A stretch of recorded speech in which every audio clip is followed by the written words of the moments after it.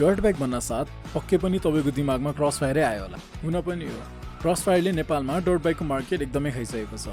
कि त त्यो नर्मल अफ रोड होस् कि त डर्ट टेम्पलको एक्सट्रिम अफ रोड रेस, सबै ठाउँमा धेरै जसो डर्ट बाइकमा भने क्रसफायरै देखिन्छ। नेपालको अफिसियल स्ट्रिट रेस भन्न साथ यामाहा दिमागमा आए जसरी डर्ट भन्न साथ हाम्रो दिमागमा क्रसफायर नै आउँछ। तर यो क्रसफायर भन्ने घोडाले चढ्न चाहिँ कति पैसा लाग्ने रहेछ त? आउनुहोस् यो भिडियोमा आज हेर्नेवाला छौँ। अब प्राइस वाइज जाने हो र सबैभन्दा सस्तो बाइकको कुरा गर्ने हो भने आउँछ तपाईँको क्रसफायरको ट्र्याकर 250, जुनको प्राइस अहिले 3,70,000 मा रहेको छ भने यसको पावरको कुरा गर्दाखेरि तपाईँको 19 bhp at 7,000 rpm र 17 Nm of torque at 5,500 rpm रहेको छ। र यसमा तपाईँलाई नर्मल 6 स्पिड गियर बक्स आउँछ र तपाईँको 7.5 लिटरको फ्युल ट्याङ्क हुन्छ। र यसको ग्राउन्ड क्लियरेन्सको कुरा गर्दाखेरि तपाईँसँग 279 mm को ग्राउन्ड क्लियरेन्स अभाइलेबल छ ट्र्याकर 250 मा।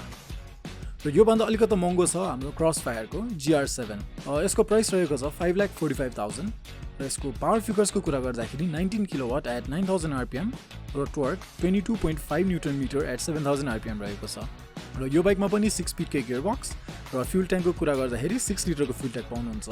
र ग्राउन्ड क्लियरेन्स चाहिँ ट्र्याकरभन्दा अलिकति बेसी 350 mm रहेको छ।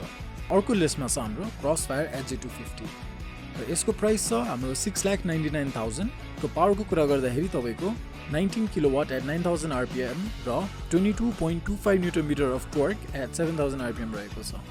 र यसको फ्युल ट्याङ्कको कुरा गर्दाखेरि 6.5 लिटर्सको फ्युल ट्याङ्क पाउनुहुन्छ र ग्राउन्ड क्लियरेन्स चाहिँ 330 mm को पाउनुहुन्छ।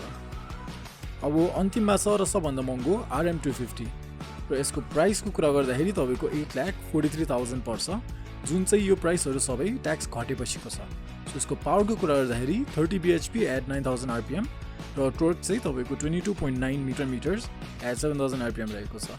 र यसको फ्युल ट्याङ्कको कुरा गर्दाखेरि 6.5 लिटर्सको फ्युल ट्याङ्क पाउनुहुन्छ र ग्राउन्ड क्लियरेन्स चाहिँ 350 mm को ग्राउन्ड क्लियरेन्स मजाले पाउनुहुन्छ।